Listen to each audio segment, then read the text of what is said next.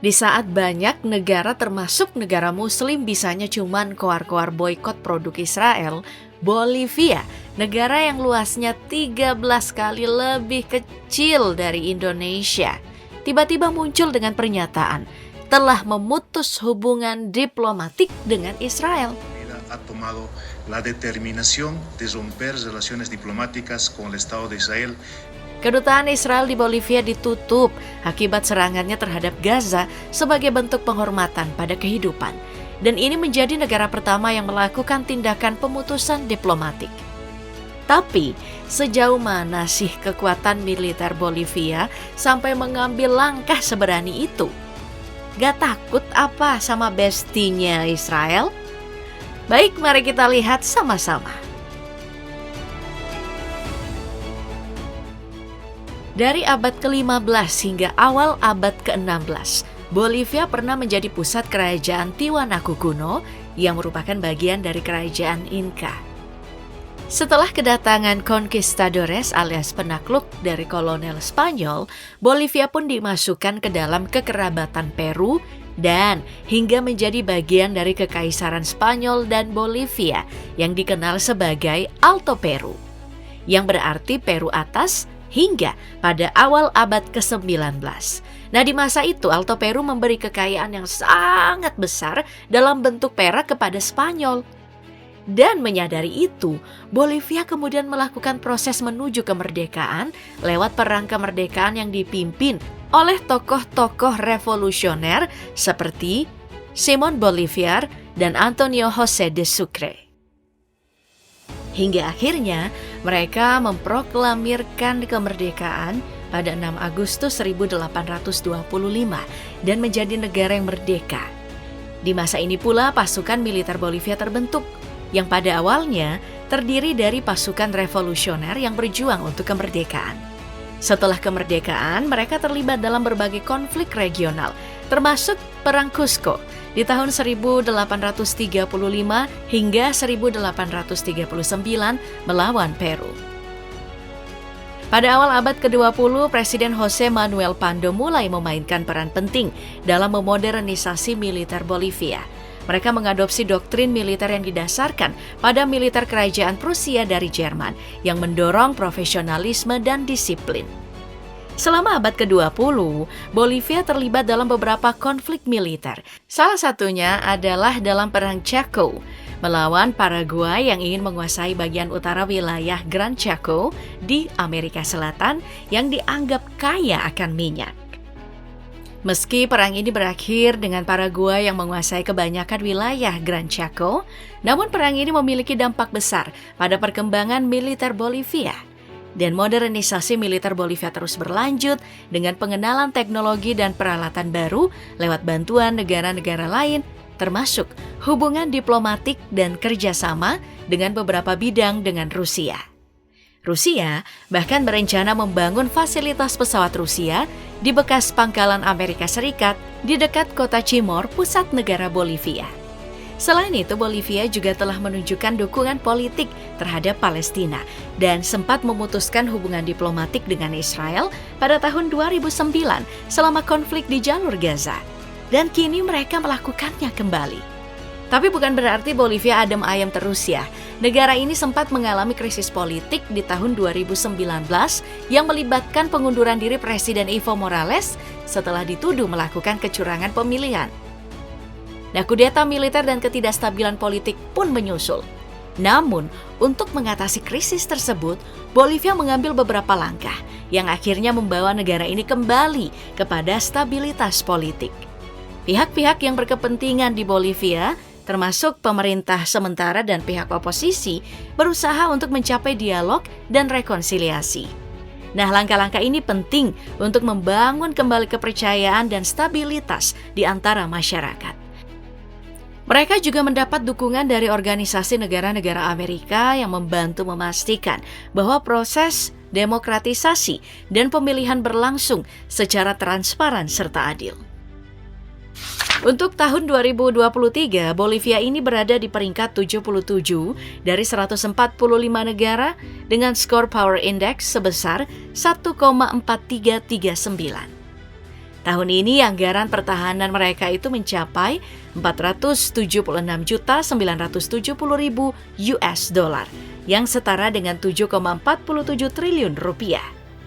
Dari total populasi Bolivia yang mencapai 12.054.379 orang, mereka melatih setidaknya 60.000 personil militer aktif setiap tahun dan memiliki pasukan cadangan sebanyak 40.000 orang.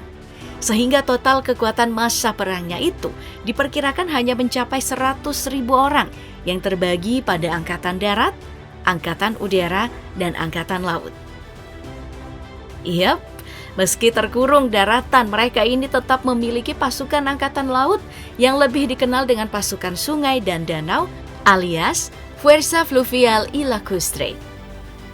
Oke, sebelum lanjut aku mau disclaimer dulu seperti biasa ya. Beberapa data yang kita gunakan di sini tuh emang berasal dari website Global Firepower.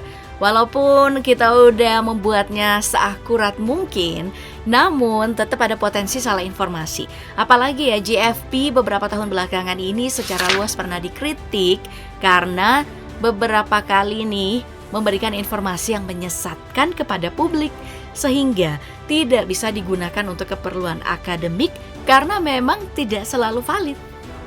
Baik, kita lanjut untuk Angkatan Darat Bolivia. Mereka ini memiliki 55.000 personil Angkatan Darat dengan total armada mencapai 1.070 unit. Bolivia memiliki 50 unit tank SK-105 Cruiser, buatan dari Austria.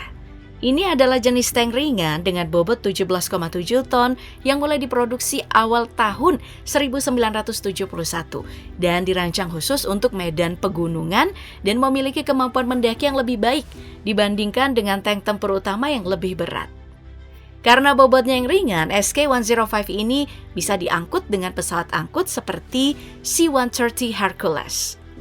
Tank ini dilengkapi dengan meriam utama kaliber 105 mm yang memberikan daya tembak yang efektif terhadap target tank ringan hingga menengah. Selain itu, Angkatan Darat Bolivia mengandalkan 24 unit kendaraan pengintai berupa Double E9 Cascavel buatan Brazil. Selain itu, kendaraan dan persenjataan militer lainnya bisa kamu lihat di tabel ini.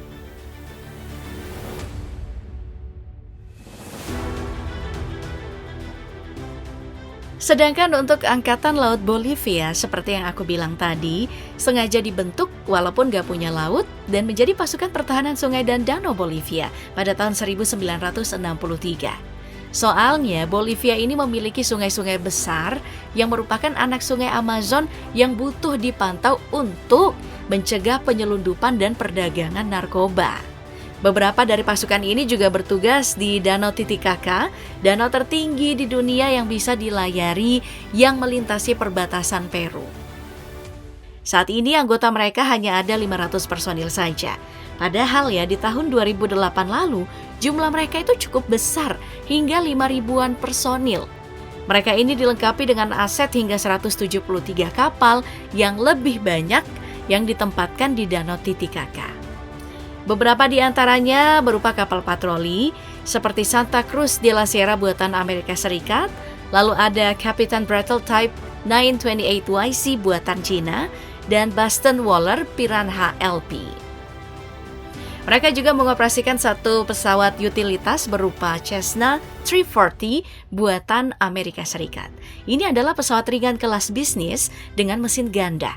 Dikategorikan sebagai pesawat bermesin piston 2 buah yang dirancang untuk mengakomodasi sekitar 5 penumpang. Cessna 340 memiliki desain sayap yang rendah dan bentuk tubuh yang khas, serta memiliki performa yang baik dalam hal kecepatan dan jarak tempuh. Kemudian, untuk Angkatan Udaranya, mereka memiliki 64 unit armada dengan personil mencapai 22.000 orang. Koleksinya berupa pesawat pengangkut alias transport 14 unit, trainers ada 20 unit, serta helikopter ada 28 unit.